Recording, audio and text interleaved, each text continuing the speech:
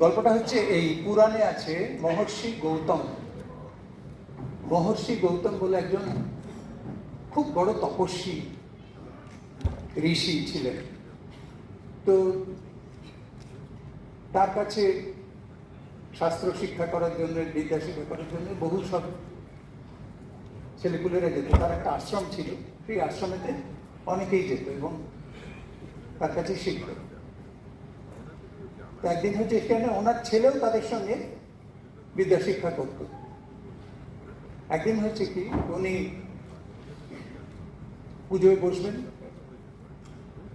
পুজোয় একটু সময় লাগতো।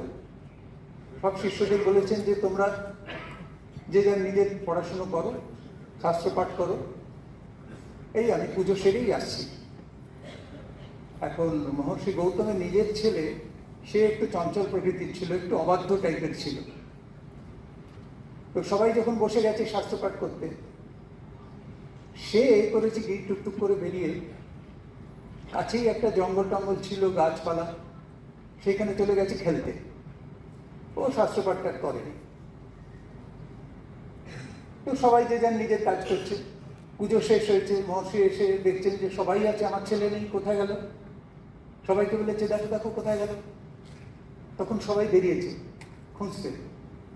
খুঁজতে বেরিয়ে সব এদিক ওদিক করে কোথাও পায় না। জঙ্গলের ওখানে গিয়ে দেখে পড়ে আছে বডি।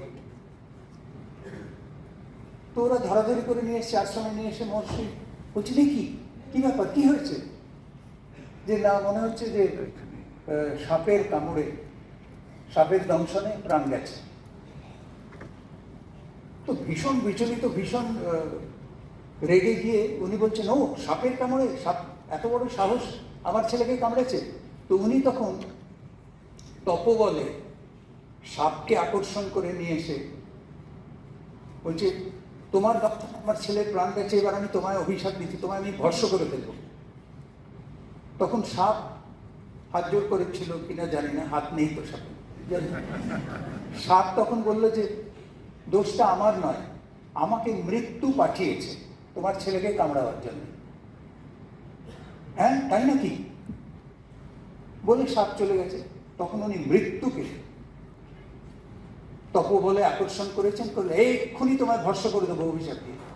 তখন মৃত্যু বলছে কেন কেন? না তুমি সাপকে পাঠিয়েছিলে আমার ছেলেকে কামড়াবার জন্য, সে মারা গেছে। বলে না আমি পাঠাইনি, আমার মহাকাল পাঠিয়েছিল। তুমি যাও, তুমি গিয়ে সাপকে বলো যাতে ওকে কামড়ায়, কারণ ওর সময় হয়ে গেছে। ও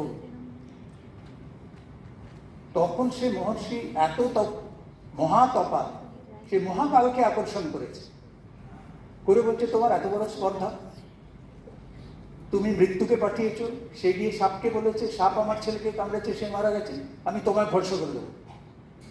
তখন মহাকাল জোর হাত করে বলছে আমিও তোমার ছেলেকে মারিনি, মৃত্যুও তোমার ছেলেকে মারেনি, সাপের দংশনেও তার মৃত্যু হয়নি। তার মৃত্যু হয়েছে তার নিজের কর্মফলে, কারণ সে তোমার কথা শোনেনি। তুমি সবাইকে পড়তে বসতে বলে পুজো করতে গিয়েছিলে, ইন দ্য মিন টাইম সবাই পড়ছিল, সে তোমার কথার অবাধ্য হয়ে, তো এরা যে পড়াশুনো করেছিল তার ফল এরা পাবে, ও যে অবাধ্য হয়ে জঙ্গলে চলে গিয়েছিল তার ফলও পেয়েছে। গল্পটা কেন বললাম? আমরা যে যেখানে যে অবস্থায়, যে সুখে দুঃখে শান্তিতে অশান্তিতে, যে পাওয়া না পাওয়ার মধ্যে আছি, সেটা আমাদেরই গত কর্মের কর্মফলে।